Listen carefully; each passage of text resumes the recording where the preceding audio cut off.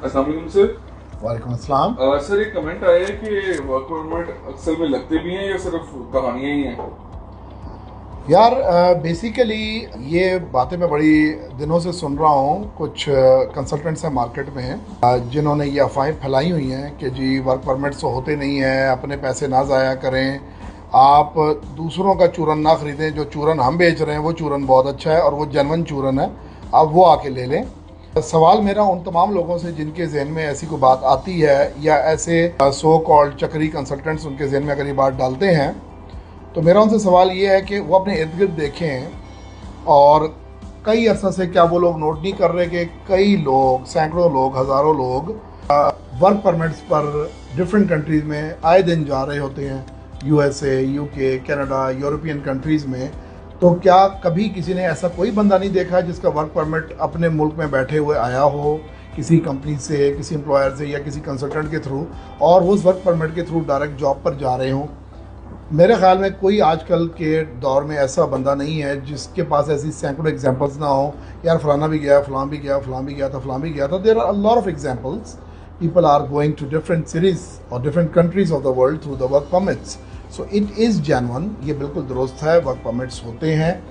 अब मसला यहाँ पर यह है कि वो लोग जो ये चूरन बेच रहे होते हैं वर्क परमिट्स वाला कि जी काम नहीं होता, वर्क परमिट नहीं होते हैं, हम विज़िट वीज़े बेच रहे हैं, आप विज़िट वीज़ा लगवा लें, हम स्टडी वीज़ा बेच रहे हैं, आप स्टडी वीज़े आके करवा लें।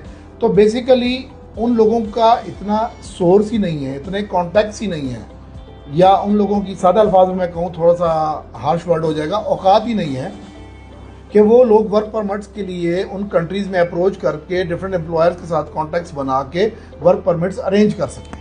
तो उन लोगों का वो लेवल ही नहीं है। तो बेसिकली उन लोगों से मेरा एक सवाल ये है जो ये कहते हैं जी वर्क परमिट चक्कर होते हैं और बाकी हमसे विजिट वीज़ा, इमिग्रेशन और स्टडी करवाएं तो वही होता है जेन्युइन, बाकी चक्कर होते हैं। तो मेरा सवाल उन लोगों से भी और तमाम देखने वालों से ये है कि क्या चक्कर विजिट वीज़ा में नहीं होते?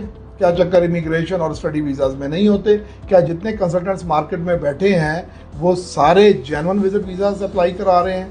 मेरे ख्याल में 5 या 10% इस वक्त तमाम मार्केट्स को आप ले लें, हर मार्केट में 5 या 10% are the genuine people. 90-95% people are frauds and scammers. They don't know even the ABC of consultancy and they are so called consultants. तो भाई वर्क परमिट्स में भी फ्रॉड वाले बैठे हुए हैं, विजिट वीज़ा में भी फ्रॉड वाले बैठे हैं, स्टडी में भी बैठे हैं, इमिग्रेशन में बैठे हैं। तो आप लोगों ने चूज़ ये करना है कि कौन सी कंपनी क्रेडिबल है, कौन सी कंपनी पुरानी है। अब अगर मैं प्रॉस्पेरिटी ग्रुप की बात करूं, we are a multinational company, we have branches in 4 countries and we are working from the last 25 years. Market में आपको शायद कोई 100 कंपनी के बाद एक कंपनी मिले जो 25 साल से काम कर रही है। कल के बच्चे जमूरे जो हैं वो आज आके बड़े बड़े लोगों को भाषण दे रहे हैं, 2-3 कंट्री घूमने फिरने के बाद आके लोगों को बता रहे हैं कि जी जो लोग खुद इस कंट्री में नहीं आए और वो लोगों के वीज़े लगवा रहे हैं। अल्हम्दुलिल्लाह मेरे 95% जो ऑडियंस है मुझे जानती है, आई एम ब्रिटिश सिटीज़न, मैं खुद ब्रिटिश नेशनल हूँ। तो मुझे अल्लाह का शुक्र है आधी से ज़्यादा दुनिया मेरे लिए जो है वो वीज़ा ऑन अराइवल है, वीज़ा फ्री है। तो हम खुद भी दुनिया घूमते हैं, लोगों को भी लेके जाते हैं, घुमाते भी हैं। So we have sources, we have contacts अल्हम्दुलिल्लाह। मैसेज इन द लास्ट कि अपनी अकल यूज़ किया कीजिए, लोगों के कहने के ऊपर ना जाया कीजिए। Thank you.